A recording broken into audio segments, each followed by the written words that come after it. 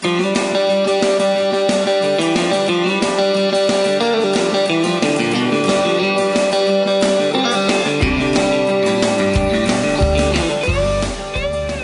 a microscopic level, they exist to kill. They travel, they attack, they hide, they even gather together in defense maneuvers. Pathogens are the enemies of every member of the healthcare team. On Pathogens and PPE, we give you the tools you need to fight these threats and win. So sit back, tune in, and let's make these microbes tremble at the sound of your name.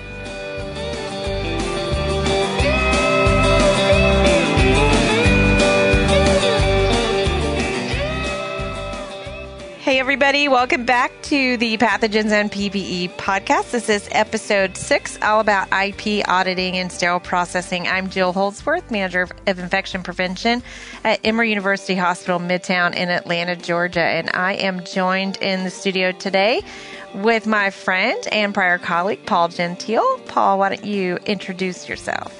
Thank you, Jill, and it's nice to be back on this podcast series with you. Hi, everybody. I'm Paul Gentile, and I'm a former infection preventionist from Emory University Hospital Midtown. So I'm an infection preventionist at Yale New Haven Hospital in New Haven, Connecticut.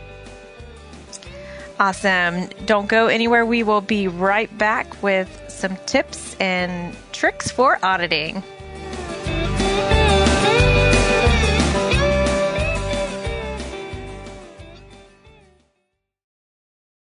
Hey everyone, we are here with episode 6 of the Pathogens and PPE podcast. We are going to be talking all about auditing by the infection prevention team in sterile processing today.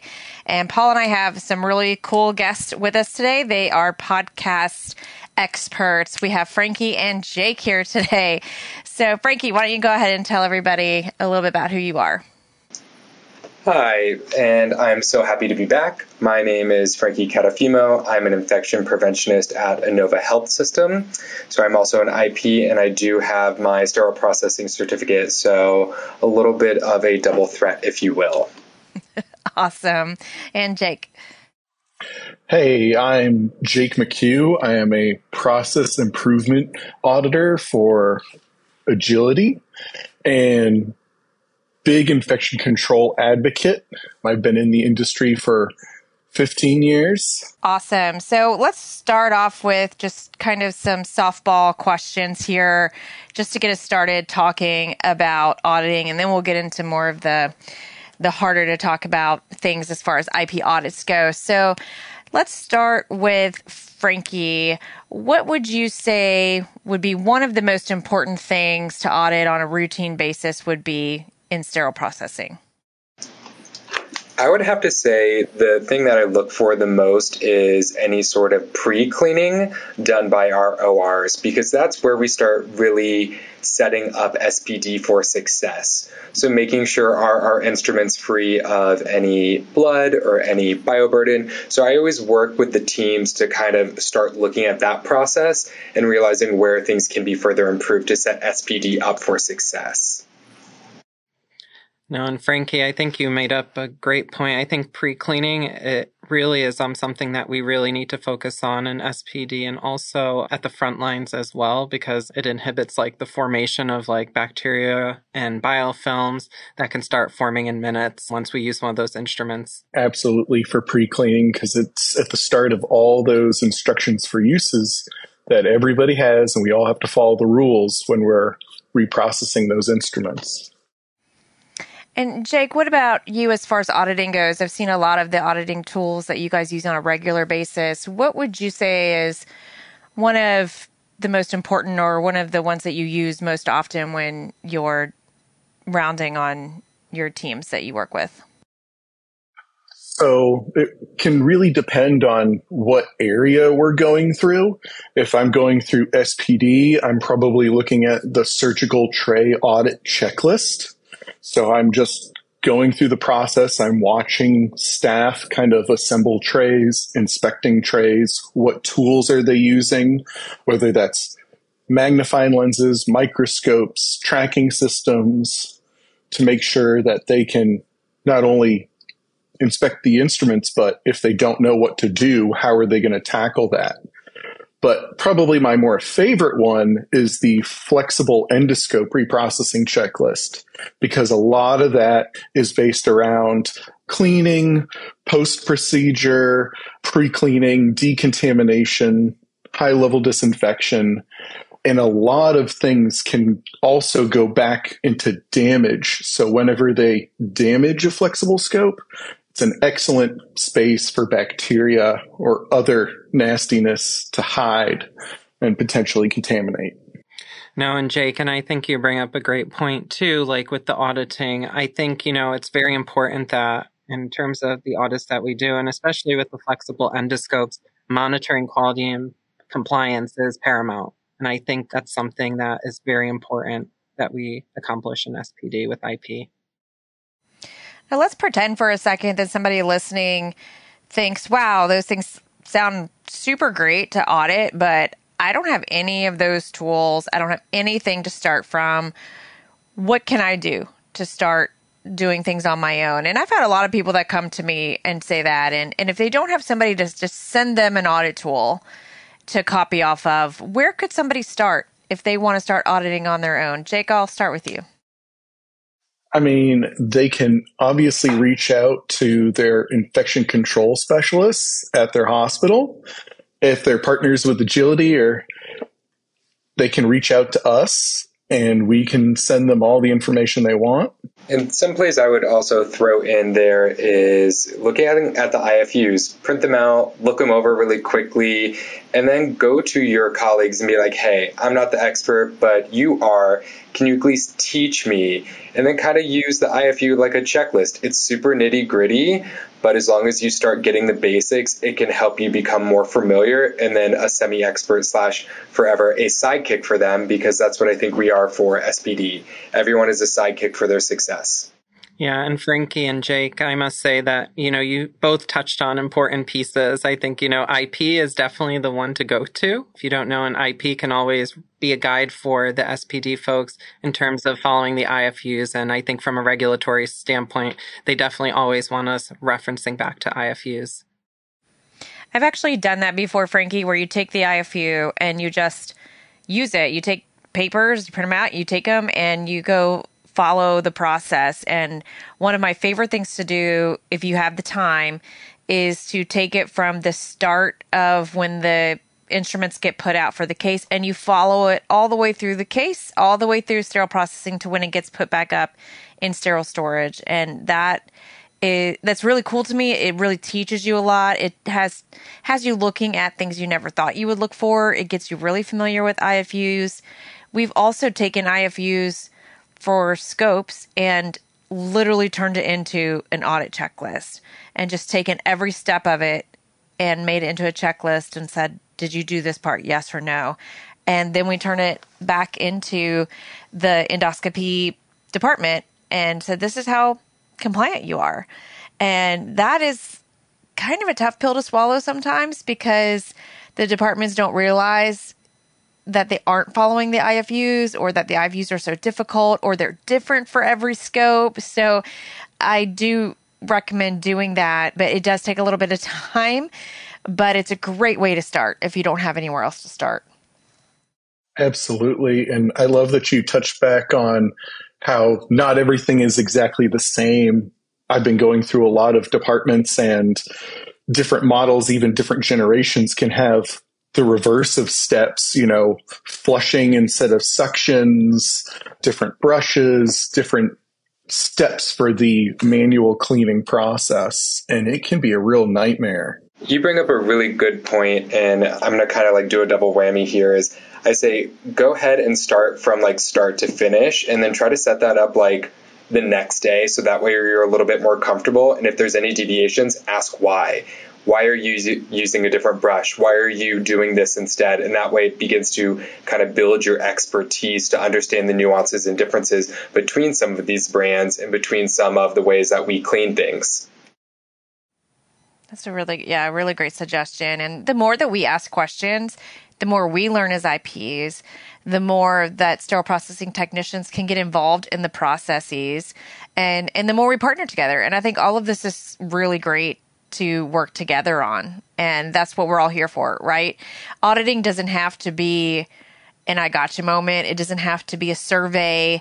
It really is something that we should be collaborating on, even though the word audit sounds really negative and scary sometimes. So we probably should come up with a different word for it that sounds fun and positive.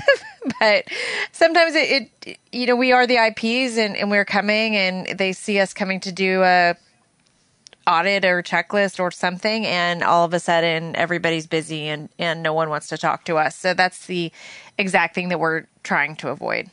So let's move on to a new question. When you're reading the IFU, what do you do when you feel like the IFU maybe doesn't have all of the information that you're looking for? And I'll start with you, Jake. So the number one thing I would do is I would call back the company and see if they have any further information. Sometimes they may have additional paperwork that goes into the details, or they may even have multiple versions of that IFU for the same device. I'm just picking away at them. I've called up plenty of vendors for that information. Yeah, and Jake, I think you bring a really great point. I think the IFUs may not always be clear and there needs to be further interpretation from it. So I think going straight back to the representative from the manufacturer is probably the best idea to do instead of going to someone else. And I'm going to flip the question around a little bit and ask Frankie. I know there are a lot of things that we look at that have very onerous IFUs. So what happens when you feel like the IFUs actually can pose a safety risk because of how difficult they are? Any suggestions on what we can do in that instance? I think this is where the IP partnership becomes really critical overall, because we can help advocate even for additional resources or additional help to go ahead and help them better understand how to do that, and maybe go to that manufacturer and see if there's any wiggle room or anything equally as safe, or getting them the resources they need to stay safe when they reprocess this equipment. If it is quite taxing and it does require a lot of time, maybe advocating for, spacing out the procedures so that way they're not back to back and you have to reprocess them. Use your IP as backup, because your IP will absolutely back you up, because our goal is to prevent actively and not retroactively, because it's less work. An ounce of prevention. Yeah, I think trying to stay on the preventative track is the most important, Frankie. So I think, it's very important that we still continue to be multidisciplinary and really advocate for those departments too, because we may be their only voice too.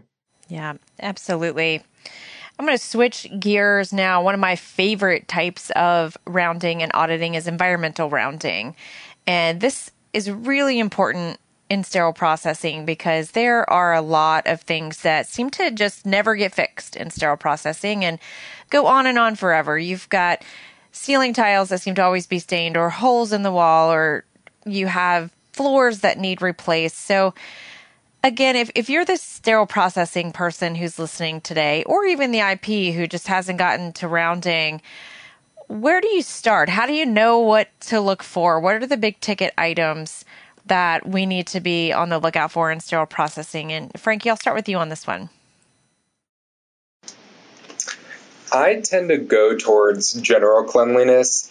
If you walk into SPD, especially on the clean prep and pack side, and you see dusty vents, I would be alarmed. If this is the place where we're about to send things right before sterilization and right before patient care, that's pretty much where I start focusing, and then I go ahead and reverse track. So I'll start on the clean side, and then I'll go ahead and maybe check out sterile storage as well. How are these things living until they are actually used? And then follow all the way through decon. You probably know a little bit enough to be dangerous when you go in there. Just use what you know and then move from there. Is there any dust? Is there any rust? Is there anything that you wouldn't want in your house of SPD, really?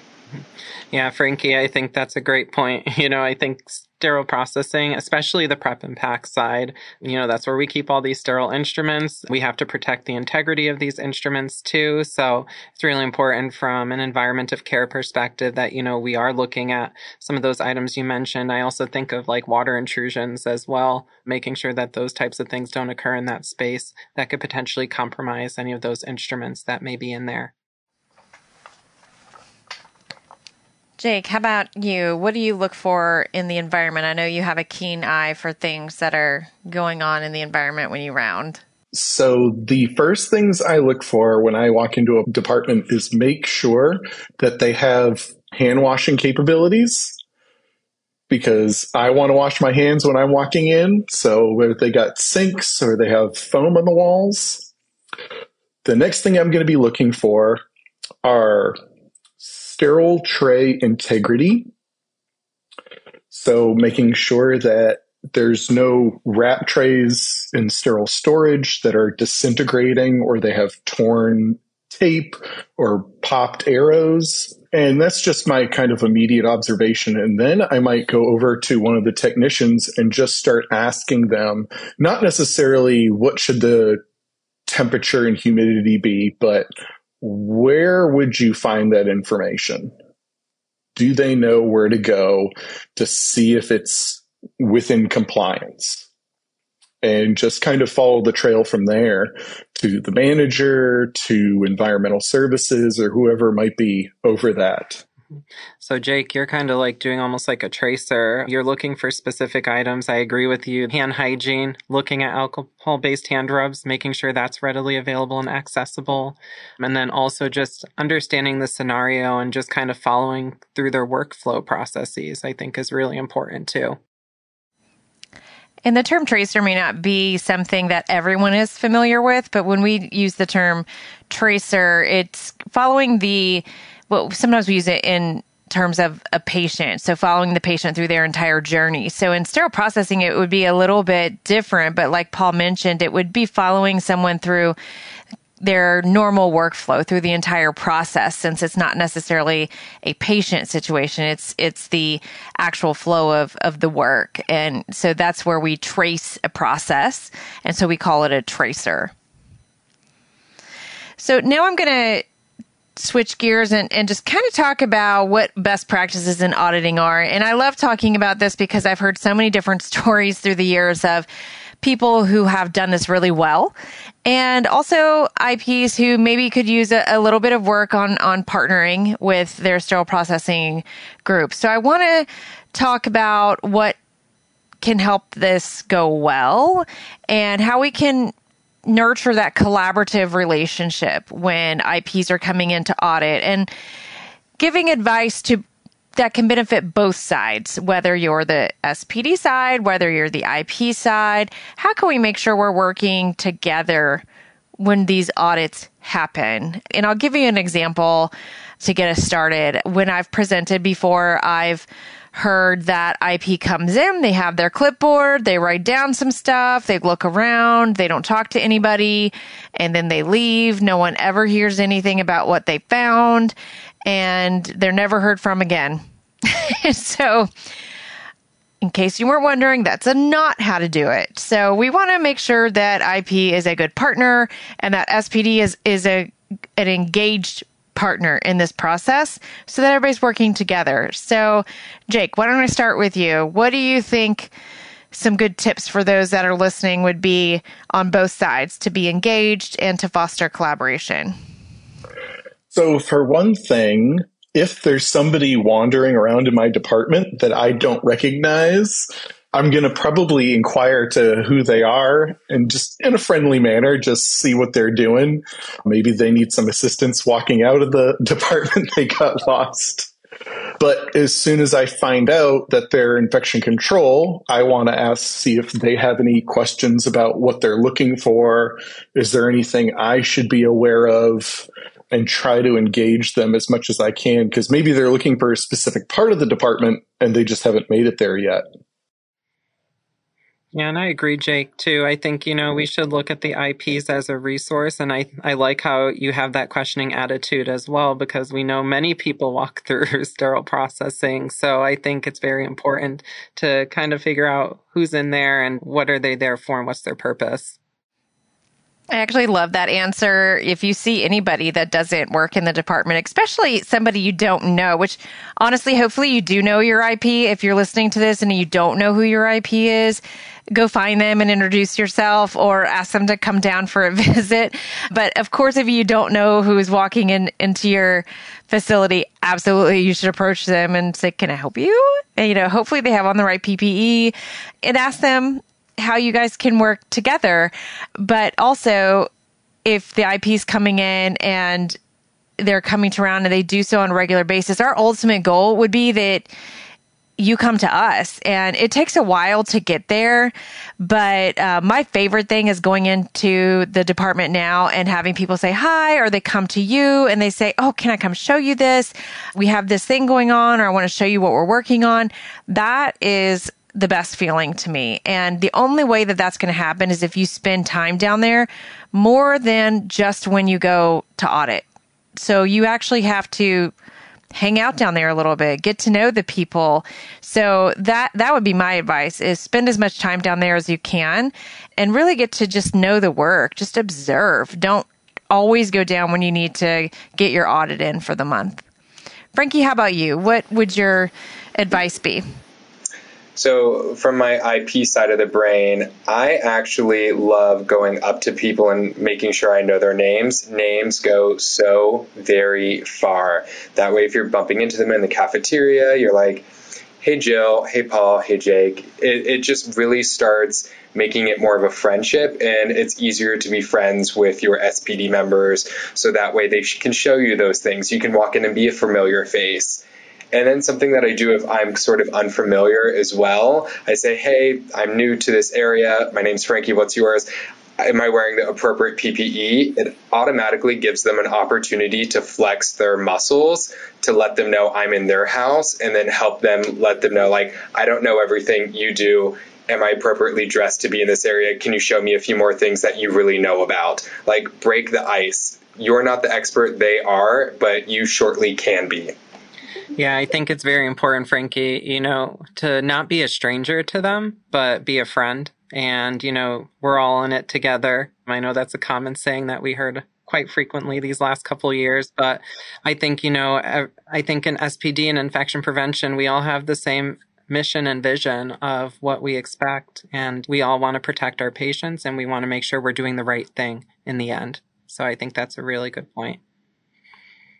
Exactly. And for those in SPD who are brave enough, it's worth it to go up to the infection control department and meet those team members, learn from them, and possibly even offer to give them a tour of your department. Go up there and bring them down, because the more they're down there, the more they're going to see, the more they're going to be able to help your department. And especially if you're aware of certain things that are out of bounds regulatorily, that you can use them as a backup to kind of push for those changes you need. Yeah, Jake and Jill, you can probably attest to this too. I cannot stand sitting behind a computer, and I'm sure that, it's very nice to go on these field trips to see different ancillary departments too and what they do. So that's the only way how we can really help and establish those relationships. Yeah, and I really loved that, Jake. I would absolutely love it if somebody from Sterile Processing came up here and said, hey, would you guys like to come down and visit us? I think that would be amazing. So I really encourage people to do that. If your IPs haven't been down to your department, I would absolutely love to hear those stories. And the IPs would would probably love it, because sterile processing doesn't come easy to a lot of IPs. So it's not natural for IPs to just walk in somewhere and say, I have no idea what you do. Can you teach me? So invite them down there. It's something that we have done here that Paul and I did too, was we would just go and observe and learn and ask questions. We wouldn't be auditing anything. We would just go and stand beside the person that was doing the work. We would link up with one person who was a lead, and they would be the teacher. And that was so empowering to them. And I really encourage people to do that in their departments. And I also wanted to say, Frankie, I love what you said too about really giving the person in sterile processing kind of that ownership of the space. I think that a lot of times what I hear from those that work in SPD, they don't feel like they have the power to speak up. They're not empowered to say, like, this is my house and you can't do this or you can't do that. So really showing them that, yes, I am an IP, but I am not the expert in this place. I have just entered your house and I want you to teach me. I think that is so great and kind, and just a really great way to start off a collaborative relationship where there isn't a superior and inferior. Like, we're all on the same page. We're all learning from each other. And just reminding them of that they are the expert in this and that we need to learn from them, I think starts the relationship off really well. And as we start to wrap up this episode, this has been a really great discussion. So thank you guys for your input. Just want to kind of do a round robin and see if you have any last words or last pieces of advice. Paul, I'll start with you.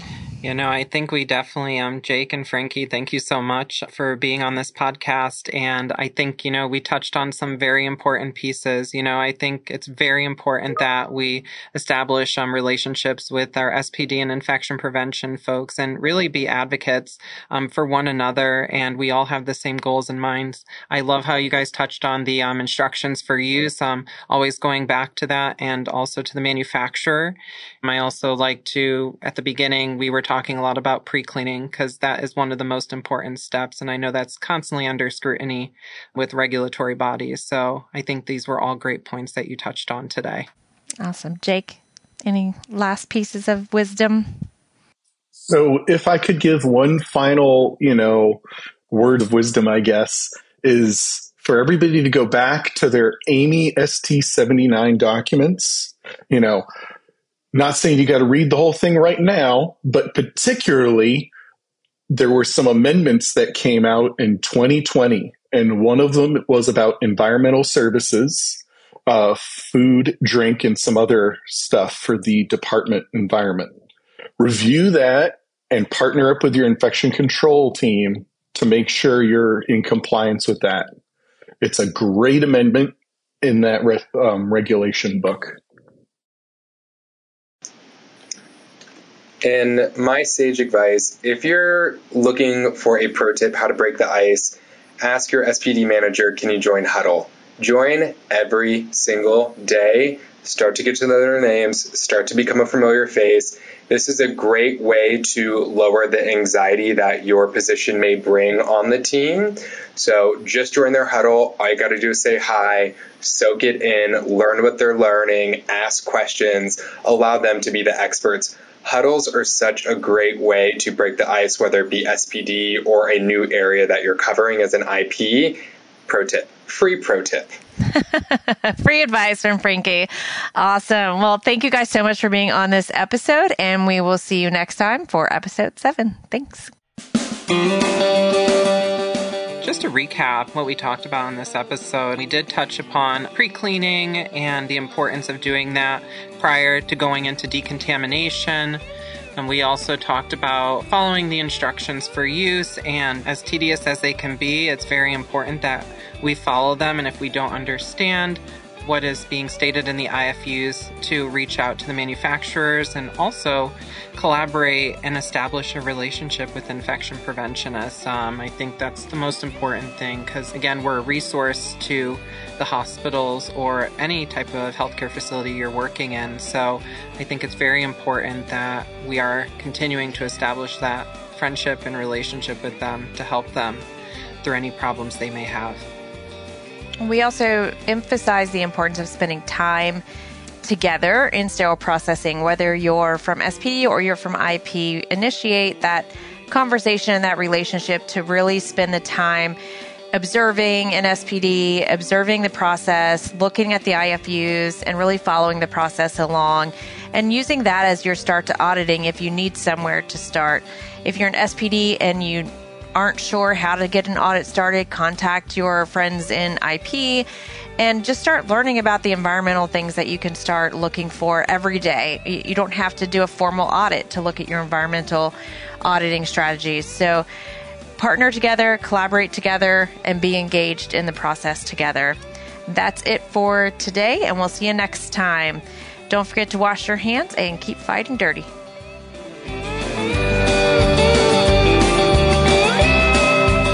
Thanks for tuning in to this exclusive podcast series on pathogens and PPE. For more information and clinical resources to help you fight dirty, make sure to follow us on social media by searching for Beyond Clean and Transmission Control.